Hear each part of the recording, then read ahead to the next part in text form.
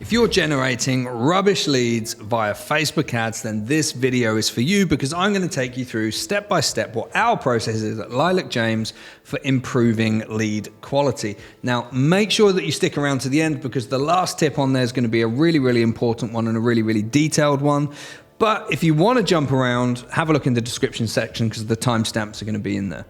Generating leads on Facebook can be really easy, and the reason for that is because Facebook makes it so simple, so easy to do it. If you think about it from the user perspective, they see your ad, they click the button, a form opens up, and if they're just inputting their name and their email address, then that's automatically populated for them. They then click on the submit button, and that's it. You're straight through and you're in there as a lead.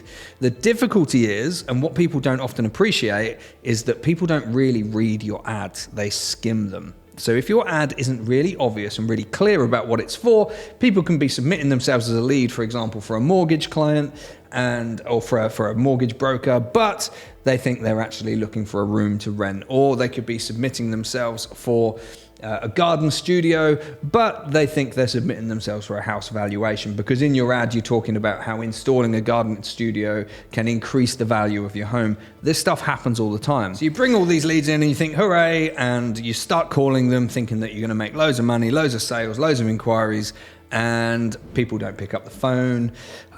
People think that you're ringing for something else, or the people aren't right for your business. So what do you do? So the first big tip, which we've kind of discussed, is to make your ads crystal clear. There can be no confusion, no ambiguity about exactly what that's for. And you can do that by having a really compelling offer. Really compelling offer so they know exactly when they click that button, not just what they're signing up for, but what's going to happen after they click the button. One of our advisors will be in touch within the next 24 hours. You're going to receive a phone call from X number. Could be that you want a brochure download. It could be a variety of different things. But you have to make your ads crystal clear to cut through the noise and to get around this psychology of the fact that people aren't actually fully reading your ads left to right, top to bottom. They are skimming them.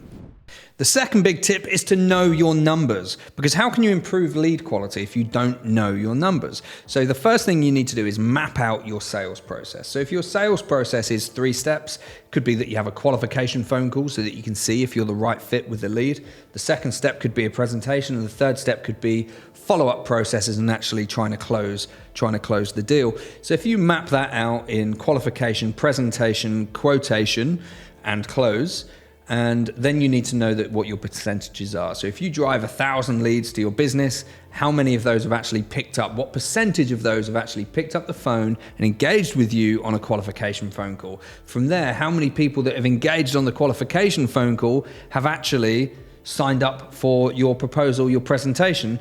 And then after that, how many people have gone on to have your quotation and actually close the deal? How many actual customers have you gathered from this? And once you understand these numbers, when you start making changes to your process, to your lead generation on Facebook advertising or any other type of lead generation to that point, then you can understand the difference that you're making to these numbers. And you will understand then actually when you've tweaked this bit and tweaked that bit, what's the increase in the pickup rate? What's the increase in the proposals that are going out? And what is the increase on your closing rate? The third big tip is to refine your audience targeting. Now, to refine your audience targeting, the first thing that you want to do is turn off this button, which is the Advantage Custom Audience.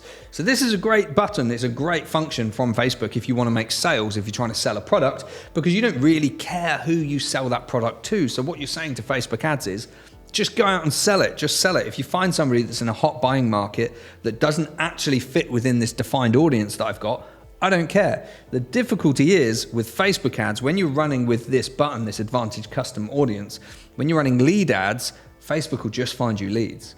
And it's optimizing to find you those leads. And unfortunately, there's thousands of idiots out there that will just submit themselves as leads on random ads, not just based in the UK, but all abroad.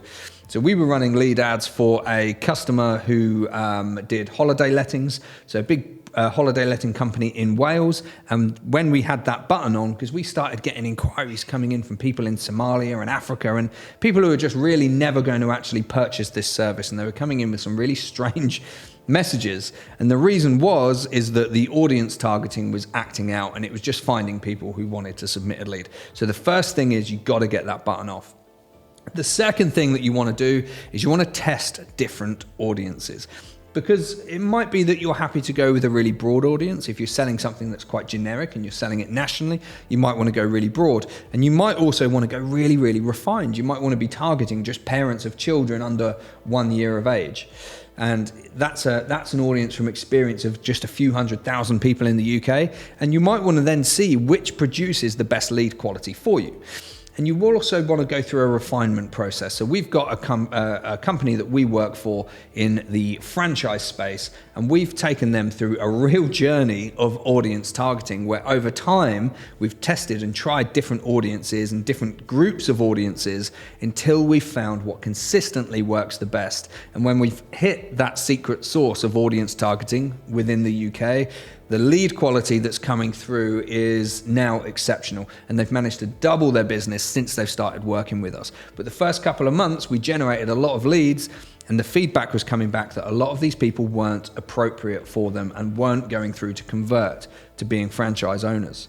The next big tip is to refine your messaging within the ads. So I spoke about that you need to create offers and communicate really simply to your target audience, but you really need to test your messaging to see what is bringing in and what motivations the leads that are coming in have. A good example with us is a client. Again, it was another franchise business, and we were talking initially in the ads about the level of income a franchise owner can expect to earn. But what we then found was people who were coming in were financially motivated, and then that wasn't the right kind of person that this franchise business wanted to attract. This franchise business was working in children's sports. And the reality is they wanted to attract people that were motivated by that, that were motivated by the ability to be able to inspire children en masse and to work with them in sport every single day, not by how much they can earn, despite the fact that how much they could earn is a really positive thing. But by changing the message, we attracted a different crowd who are more suitable and more relevant to them. So this clever stuff that you can do within Facebook. You can do A/B testing, and also within each ad, you can have 5 different variations of primary copy and headlines. So what I would do is I would have different types of messaging. I would A/B test that to see what is bringing you in the best and highest quality lead. The next big tip is to change the actual form on Facebook. So there's 3. There's high intent, there's more volume, and then there's this new one, which is the rich form. So all of them are different. If you go for high volume, you're not going to be asking for a lot. If you go for more intent, then there's just a review step. Again, doesn't really add a great deal more barrier in the way of someone submitting themselves too easily as a lead.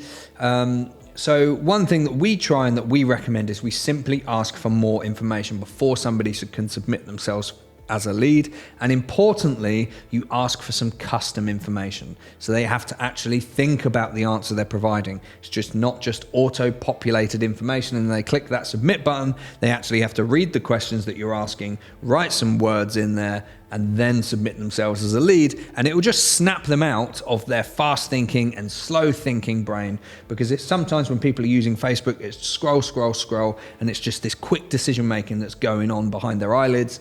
Whereas actually you need to snap them out of that and get them into their slow thinking, where they're really considering actually if they want to submit themselves as a lead. And the rich forms feature, this is a new feature on Facebook ads. We will do another video specifically to cover that, but essentially it allows you to start putting a lot more detail, starting to put in custom testimonials, your reviews, and a lot more details to open in. It's kind of similar to the instant experience feature on Facebook, where you can open out a form and you can have all your branded content, all your reviews, your case studies, your testimonials, all in there before somebody submits themselves as a lead. So if you're driving leads, like, you're just spraying them onto your page like a fireman's hose, but they're not the highest quality, then you need to think about how you can make it slightly more difficult, how you can bring people into their slow thinking in order to improve that lead quality. And the last tip, the biggest tip, but your website has to be up to it, is to change the conversion location to your actual website. This is a little bit more sophisticated because you're bringing people off the Facebook platform now.